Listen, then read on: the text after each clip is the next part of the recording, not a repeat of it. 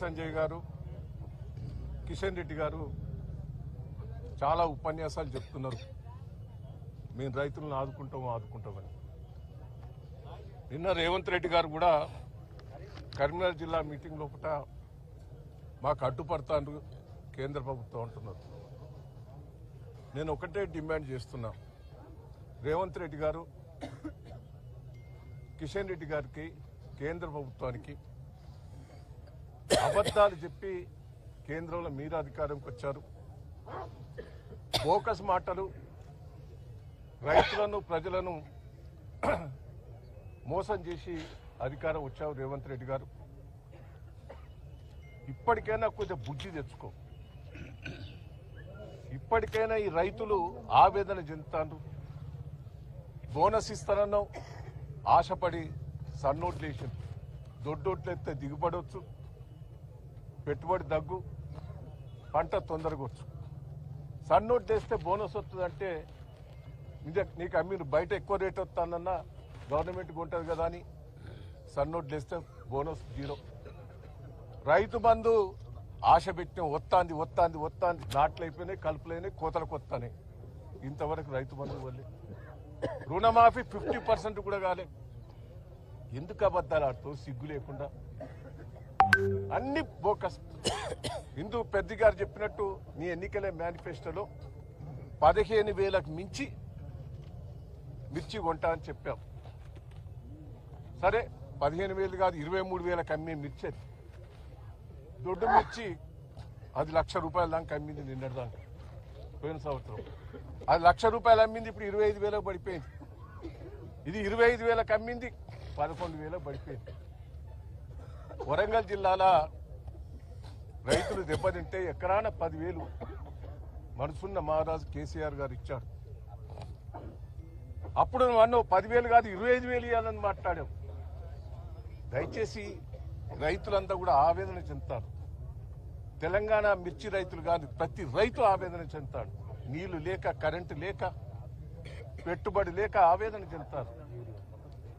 Urea ఘోరమైన పరిస్థితి. 10 ఏళ్లలో యూరియా ఎప్పుడైనా ఈ పరిస్థితుల్లో మళ్ళా కాంగ్రెస్ ప్రభుత్వంలో చెప్పులు ఎట్లా పెట్టుకున్నారో మళ్ళీ ఇప్పుడు చెప్పులు పెట్టుకుంటారు యూరియా బస్తాల కోసం.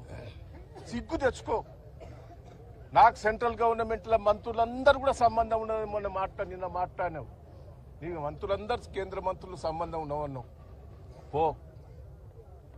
వాళ్ళు ట్రాన్స్పోర్ట్ ఇంత ఉంపు రమణారెడ్డి గారు చెప్పినట్టు ట్రాన్స్పోర్ట్ వాళ్ళు పెట్టుకోవాలి, 10% పెట్టుకోవాలి. మార్కెట్ ఉన్నది, మార్కెట్ ద్వారా కొని 25,000. ప్రభుత్వానికి కొంత లాస్ అయినా భరించు. ఇప్పటి వరకే బోనస్ 103 కోట్లు పడాలి, ఇంతవరకు పల్లె. రైతు బంధు వల్లే. దయచేసి మిర్చి రైతులైనా ఆదుకో. 25,000 మార్కెట్ ద్వారా కొని ఏర్పాటు చేయి. కేంద్రం కూడా దిగి రావాలి. దయచేసి కేంద్రం కూడా అదొక బోకస్ అయిపోయింది. రేవంత్ ఏపీ ముఖ్యమంత్రి రివ్యూ మీటింగ్ పెడతాడు మిర్చి రైతుల కోసం. వాళ్ళని ఎట్లా ఆదుకోవాలి అని నువ్వో పిచ్చి పిచ్చి మాటలు మాట్లాడుకుంటా, వాడిని తిట్టుకుంటా, వీని తిట్టుకుంటా ఆడ తిరుగుతానువే కరీంనగర్లో వాళ్ళ వీళ్ళని తిట్టుకుంటా. కేసీఆర్ని తిట్టునైతే ప్రజలు ఊపుకునే పరిస్థితి లేదు.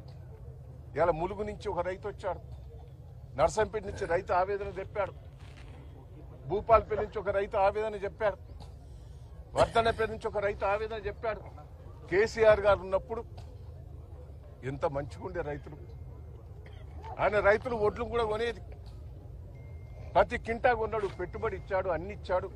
ఈయన వచ్చినాక దరిద్రం అయిపోయింది అని, రేవంత్ వచ్చినాక దరిద్రం అని మేమంతా కాంగ్రెస్కే ఓటేసినాం అంటాను వాళ్ళందరూ.